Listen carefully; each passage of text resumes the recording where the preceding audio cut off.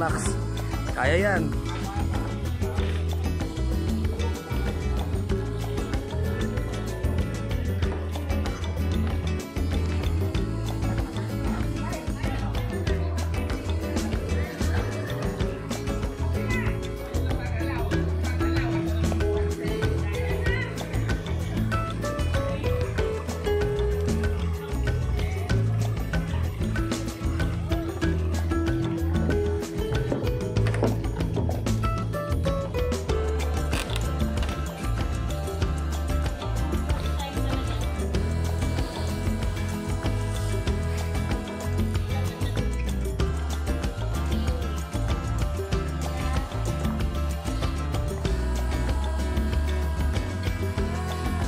Kailangan mga ka-relax, titingnan nyo rin yung dadaanan nyo.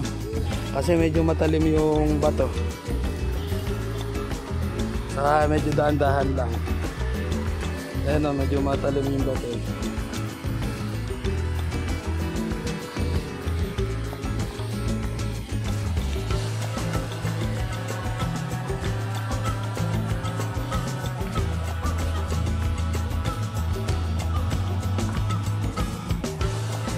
Ito mga ka-relax, ito na yung falls 1. Dito na tayo, na-reach na natin ang falls 1. Medyo maliit pa lang yung falls nya, yung taas. Tapos dito pa rin tayo sa baba. Ayan, nasa baba tayo. Bali yung pinaka falls nya, yun nandun sa taas. Ayan.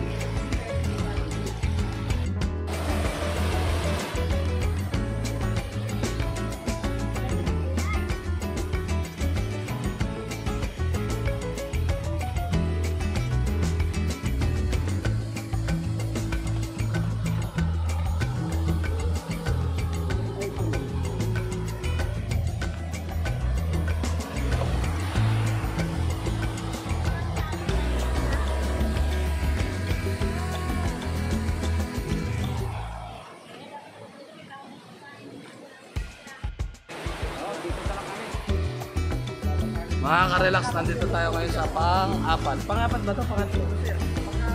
Pangatlong falls.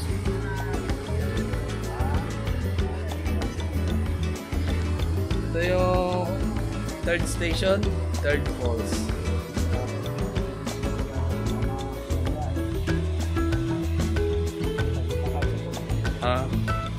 Ano lang natin? Ha? 7 ang mataas.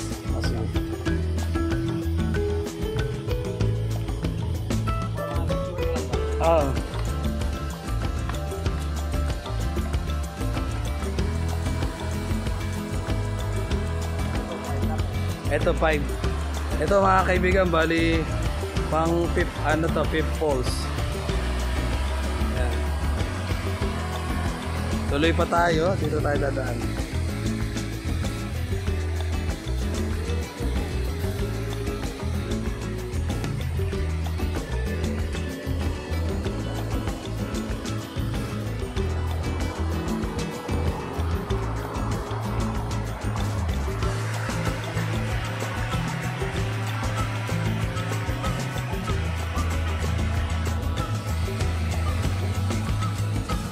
Malapit naman na yung 7, no?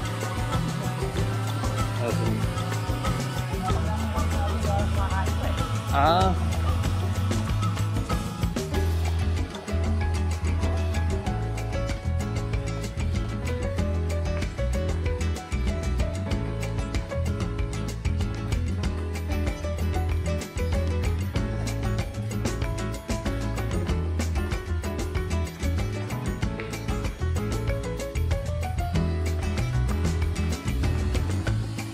Pero matagal na to na-discover. Taon na sir to? 2 taon na. Kaya may dito mo kaso gawa na si yung sa The Wild. Pedro Arellano. Born to be Wild.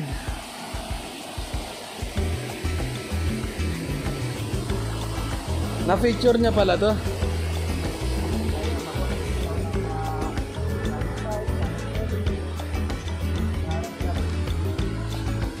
Galing din ito eh. Ayun sa ano na yan. Pangailan ba to? Pang 6 na. Bali ito makaka-relax ang 6 falls.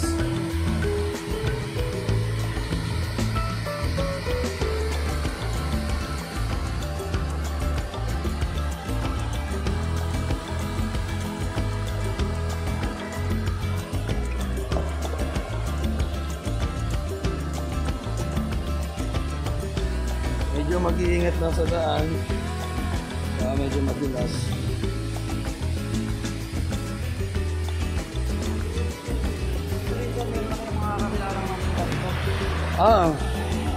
Marami na. Overnight. Doon sa Kendall Monument.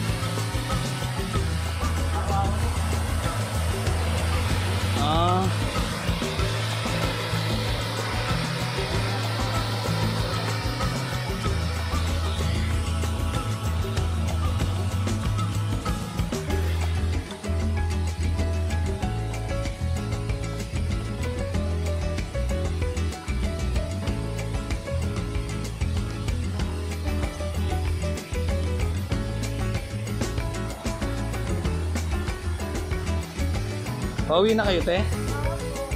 Ingat.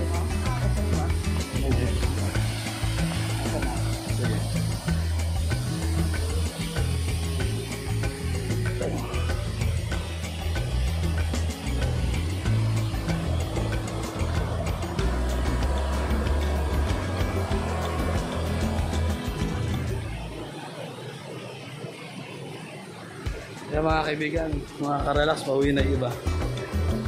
Sa ibang lugar naman sila pupunta. Bali ito ang 7th Falls.